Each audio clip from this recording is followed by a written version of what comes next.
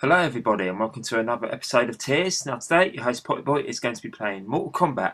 Now I kept meaning to do this one for a couple of weeks because for those of you who listen to the Retro Resistance podcast will know that I was on the last episode 16, talking about this series. I was going to upload this video at the same time, but the first commentary I did I wasn't really happy with, and I ended up getting the computer anyway. This is still the same footage that I recorded on my old Mac, so you won't see so it'll be pretty much the same picture quality and stuff as my previous T.E.A.R.S. videos. Now of course Mortal Kombat was released in the arcades by Midway back in 1992. This Amiga version was published by Virgin and came about in 1993. Now of course Mortal Kombat was a very controversial game at the time. It was it's renowned for its violence and things. Really, it was ridiculous, really, because I mean it's silly violence in this game, and this meant some versions being censored and whatnot, particularly the Super Nintendo. Particularly the Super Nintendo and the Sega Mega Drive versions. The Mega Drive version initially had all the blood and fatalities removed until you entered a code. I think you typed in abacab on the bit where it says the word code, blah blah blah, and then unlocks all the violence and things. And then the Super Nintendo version was totally censored. If your character would just sweat. So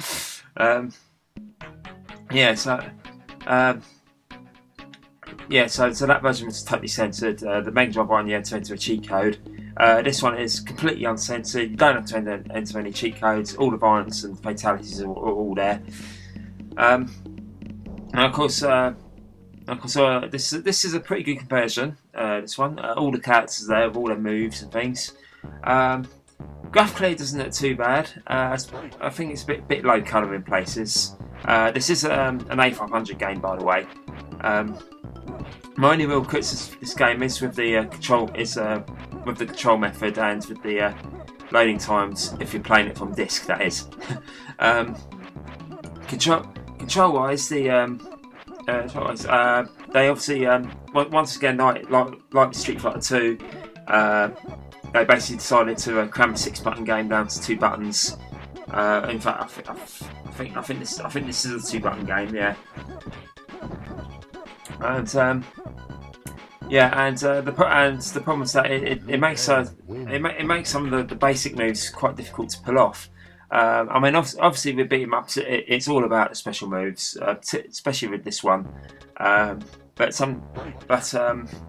The problem is that unless you learn the special moves, you're not going to get very far with this game. So, but aside from that, the control system is a lot better than what it was in Street Fighter 2. I mean, this one, at least they tried to mimic it so that the moves are a bit more like how you pull them off in the arcade game, if you know what I mean. So it's like it's like, for example, I'm playing as Liu Kang. To activate his fireball, you just basically press quickly in the direction that you're facing twice and then fire.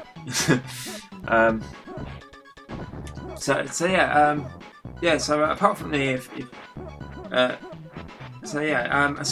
you control the side, one of my other gripes, as I mentioned, is the loading. But luckily, the good thing is I'm only playing this by I'm playing this by WHD load. Which, for those of you who don't know, is basically a utility for your Amiga that allows you to run all your old Amiga games off your Amiga's hard drive. And of course, it works on the emulators as well. Hence that's why I'm using the WHD load version of this game. Now, the things with the loading times when you're loading from disk, basically what it is that the loading times aren't long, but they're very frequent. The game often stops to load whenever you try and pull off a fatality, a lot of the time, and then of course you got things like the endurance matches as well. Often the game would have to stop to load up the next character, which I suppose is alright, it makes sense. But it'd be nice if it took advantage of the extra memory provided by machines with more memory. such as the A1200, which, I mean, it comes with 2 MB memory. So it'd be nice if it took advantage of machines with more memory. But aside from those problems, this is actually quite a nice conversion.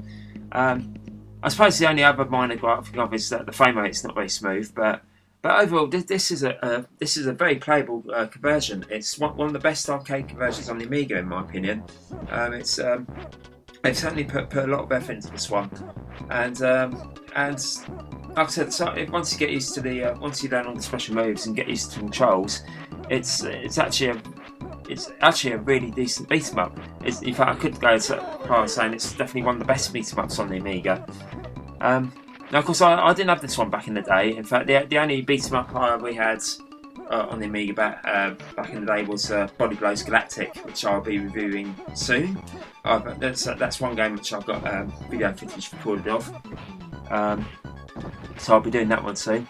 But yeah, overall, guys, this is a pretty good conversion. I do like this game a lot. Now, of course, I have got some more T.E.A.R.S videos coming up. Mortal Kombat 2 is going to be the next one. I should be uploading that quite shortly after this one.